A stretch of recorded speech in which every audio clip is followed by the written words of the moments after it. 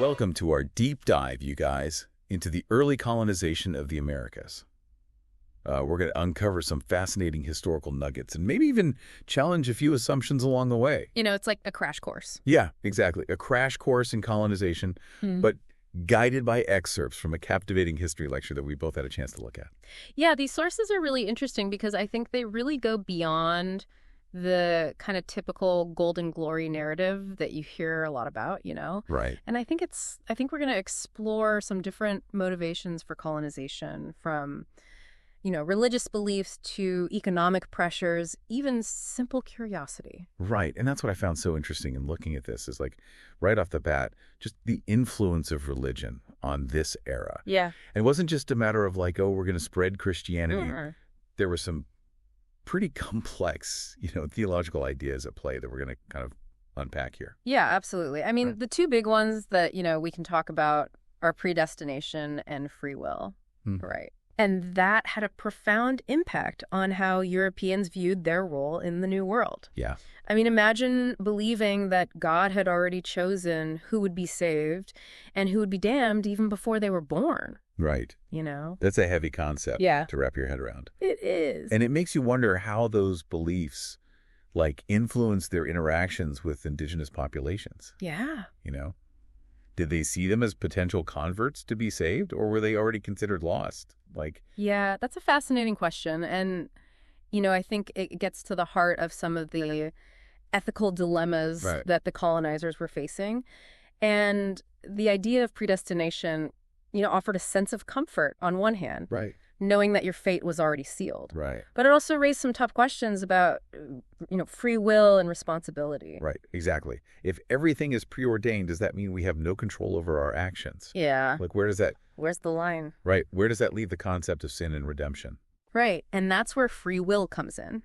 Right. Free will suggests that God gave humans the ability to choose between right and wrong, and those choices determine your ultimate fate.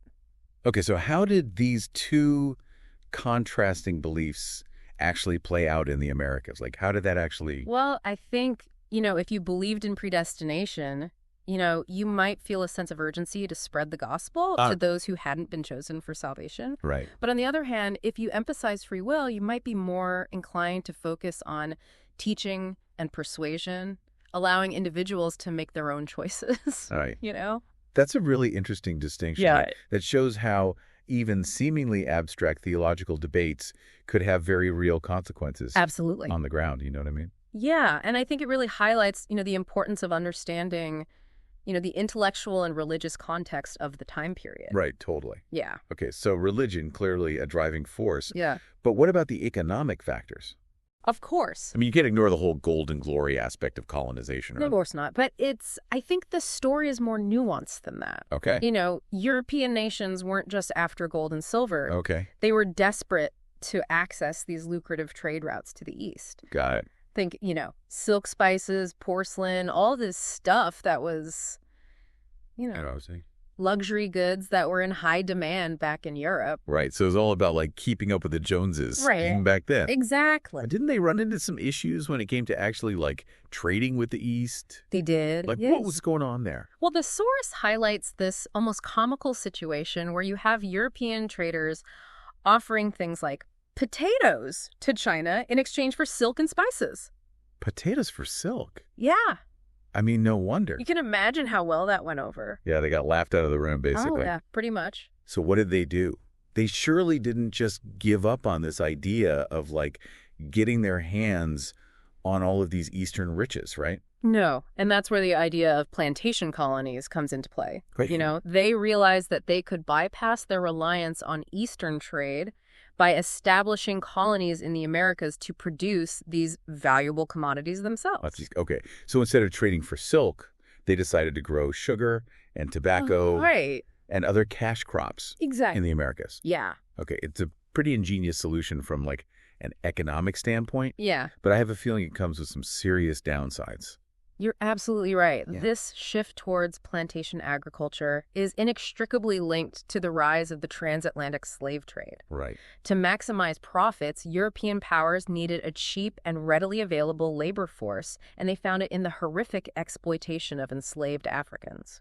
It's a dark chapter in human history, and one that we can't overlook when discussing the impacts of colonization. But before we delve into that, I want to talk about the man whose name is synonymous with the Americas, Christopher Columbus. Yeah, Columbus is a fascinating figure, both for his incredible seafaring skills and his complex legacy. Yeah. And the source actually describes his voyages as incredibly dangerous and challenging, you know? It highlights this 6-week journey across the Atlantic in tiny wooden ships facing, unpredictable weather, unknown threats. I mean, can you imagine that just the courage that must have taken to even embark on such a journey? It's amazing. It really does paint a picture of this adventurous spirit that drove a lot of explorers during this period, right? Absolutely. But we have to remember that this era of exploration was also marked by brutality and exploitation. Of course. And, I mean, our sources draw from the diaries of Columbus's men, revealing a much darker side to his story. That's right. Yeah.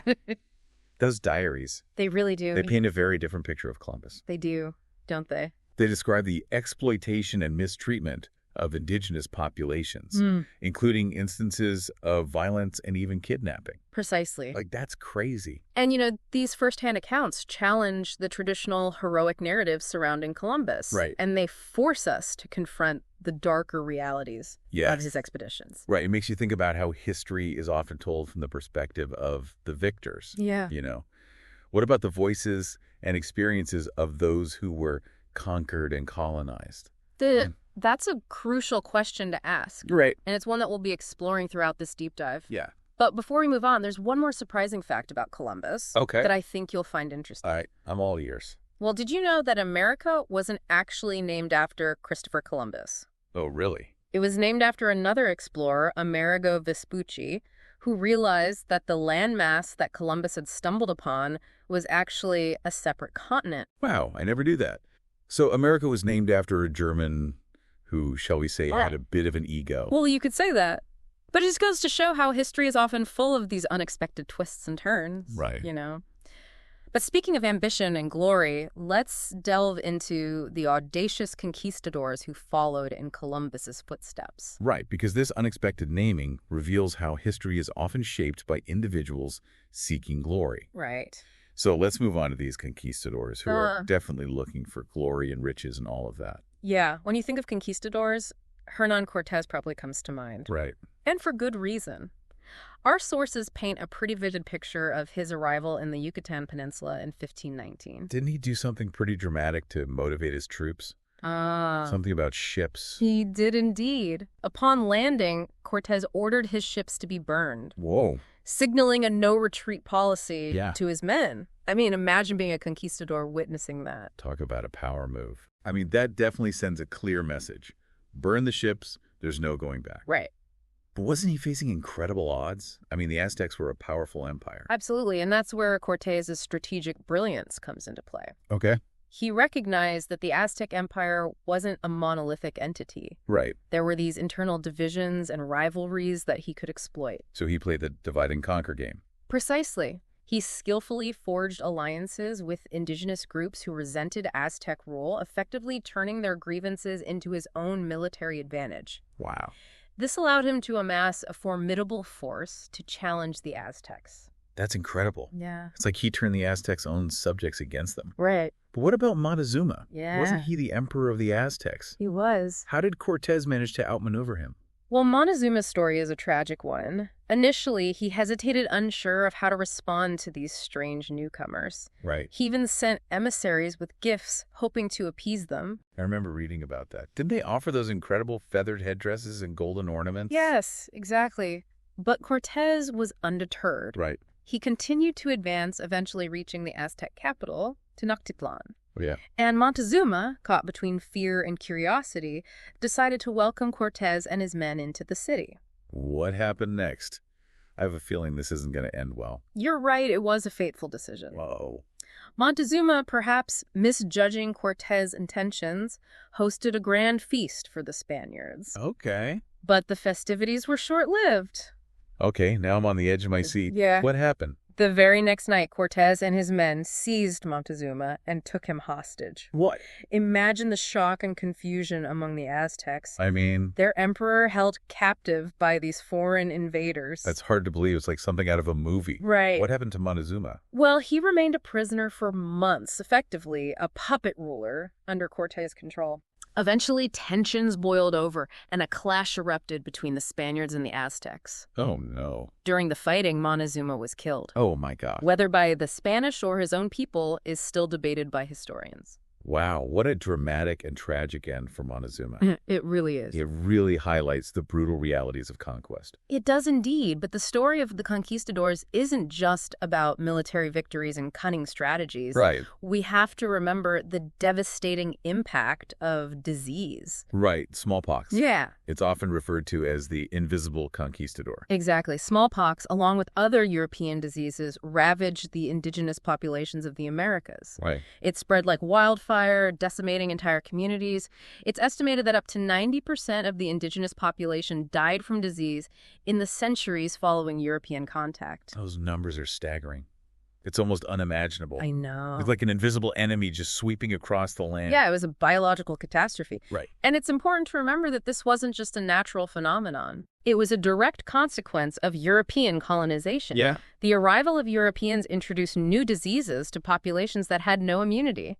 It's a tragic reminder of the unintended consequences of human actions. Yeah.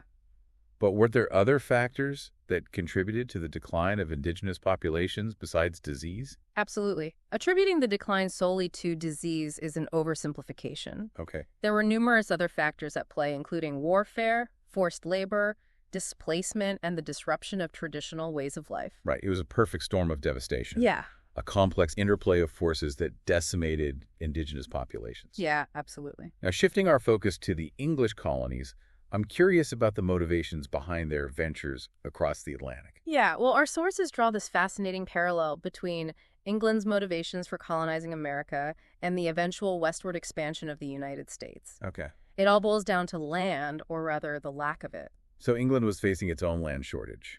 Exactly. Mm-hmm. England, being an island nation, had limited land resources. Okay. As the population grew, competition for land intensified, particularly among the lower classes. So they looked across the ocean to America, a land seemingly brimming with opportunity, Yeah. and most importantly, vast expanses of unclaimed land. Precisely. America represented a chance for a fresh start, a place where they could acquire land and build a new life. Right. It was a land of opportunity, but also a land of immense challenges. Oh, I can imagine. Facing the unknown wilderness, dealing with unfamiliar climates and indigenous populations. Yeah. It must have been incredibly daunting. It was a risky venture, but for many, the potential rewards outweighed the dangers. Right. Yeah. And this pattern of seeking land and opportunity would repeat itself in America centuries later, right? Exactly. With the westward expansion. Exactly. As the eastern seaboard became more populated, the pressure for land pushed settlers westward, leading to conflicts with indigenous populations and setting the stage for further expansion. Yeah. It's a recurring theme in American history. The pursuit of land, the displacement of indigenous peoples, and the constant push for expansion. It's a cycle of conquest and displacement that has left a lasting impact on the American landscape and its people. Yeah. But let's rewind a bit and explore the different types of colonies that emerged in the Americas by the 1700s. Yeah, our sources categorize them as tribute colonies, plantation colonies, and neo-European colonies. Okay. Each type reflecting a different approach to colonization and a different set of goals. Okay, let's break those down. Okay. What were the tribute colonies all about? Well, tribute colonies, like those established by Spain in Mexico and Peru, were built upon existing indigenous empires. Okay. They involved conquest followed by a system of taxation and limited self-government for the indigenous population. So they essentially took over the existing power structures and imposed their own system of tribute. Exactly. As long as the indigenous population paid their dues, they were largely left to their own devices. It was a system that allowed the Spanish to extract wealth from the colonies without having to invest heavily in administration or infrastructure. Interesting. It's a different approach from the plantation colonies we talked about earlier. Indeed. Plantation colonies, primarily those of England in the Caribbean and southern North America, were driven by a single-minded pursuit of profit. Right. It was all about cash crops, Yeah. tobacco, cotton, and especially sugar. And those cash crops, especially sugar, required a massive labor force, right? Yes. Which is where the transatlantic slave trade comes in. You got it. The rise of plantation colonies fueled the demand for enslaved Africans, leading to one of the most horrific chapters in human history. It's a dark legacy that we can't forget. Absolutely. But what about those neo-European colonies? What made them different from the others? Well, neo-European colonies like those in North America were less about pure profit and more about replicating European societies. Okay. They were driven by a desire to create communities that mirrored the social structures of Europe. So it was about transplanting European culture and values to the New World. Precisely. They sought to create a new Europe in America, complete with familiar social hierarchies, religious institutions, and economic systems. So they weren't just focused on extracting resources or conquering indigenous populations. Right. They were trying to build something new, Yeah. something that reflected their own vision of society. Exactly. And this drive to create a new Europe in America would have profound consequences shaping the cultural and political landscape of the nation for centuries to come. It's incredible to think how these different types of colonies, each with its own unique set of motivations and goals, Yeah. would ultimately contribute to the tapestry of American history. It's a testament to the complexity of colonization, a process driven by a mix of economic ambition, religious zeal, social aspirations, and individual desires. And it's a reminder that the history of the Americas is not a monolithic narrative. Right. It's a multifaceted story shaped by the interactions of diverse peoples, cultures, and ambitions. It's fascinating to see how these different colonial models played out, each leaving its own unique mark on the Americas. But as we wrap up this deep dive, I can't help but wonder about the long-term consequences of these events. Yeah. What lasting impacts do we see in the world today as a result of colonization? That's a great question, and it's one that, historians and scholars continue to grapple with.